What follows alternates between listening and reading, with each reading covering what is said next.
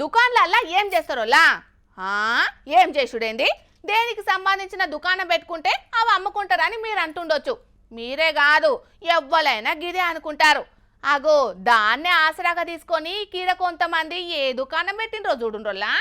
ఏదో దుకాణం ముచ్చటన్నారు, బళ్ళ మీద పేపర్లు సెల్ ఫోన్లు వరుసబెట్టి పరిచిండ్రేందని అనబోతున్నారా ఎట్లా?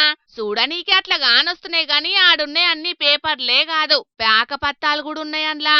అవునొల్లా, వీళ్ళు దర్జాగా ఎవరికి తెలవకుండా లోపల కూకుండి పేకాట ఆడుతుంటే పోలీసులొచ్చి వాళ్ళ బండారాన్ని బయటేసిండ్రు. వికారాబాద్ జిల్లా పరిగిలున్న ప్రభుత్వ మార్కెట్ కమిటీ దుకాణ సముదాయాన్ని పేకాటకు అడ్డాగా మార్చుకున్నారట వీళ్ళు.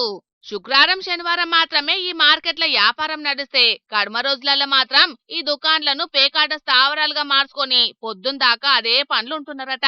ఇక ఈ ముచ్చట అటు దిక్కున్న ఎస్ఓటి పోలీసులకు తెలిసి దుకాన్ల వెనక డోర్కెంచి పోయి దర్జాగా పేకాట ఆడుతున్న నలుగురిని అరెస్టు చేసిండ్రు. ఇక వాళ్ళ దగ్గరున్న 13,600 రూపాయలు 4 సెల్ ఫోన్లను స్వాధీనం చేసుకుని కేసు రాసుకొని విచారణ చేస్తున్నారట. ఇక ఈ నలుగురు కూడా ఇదే మార్కెట్ల దుకాన్లు నడిపించే వ్యాపారులేనటనొల్లా. వీళ్ళ కథ గిట్లుంటే ములుగు జిల్లాల మంత్రి సీతక్క అనుచరులు పేకాట దంద జోరుగా నడిపిస్తున్నారట. కానీ మంత్రి అండదండలుంటున్నారు కాబట్టి వీళ్ళ మీదేం చర్యలుంటలేవని అంటున్నారు ఈ ముచ్చట తెలిసిన అటు దిక్కు జనాలు.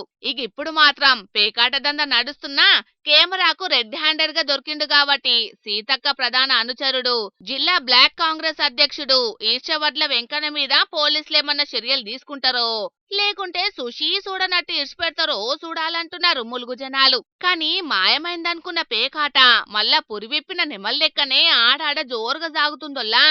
మరిగా పేకాట జోలికి ఎవ్వరు పోకుండా చేయడానికి పోలీసులు ఏం చేస్తారనేది చూడాలిగా.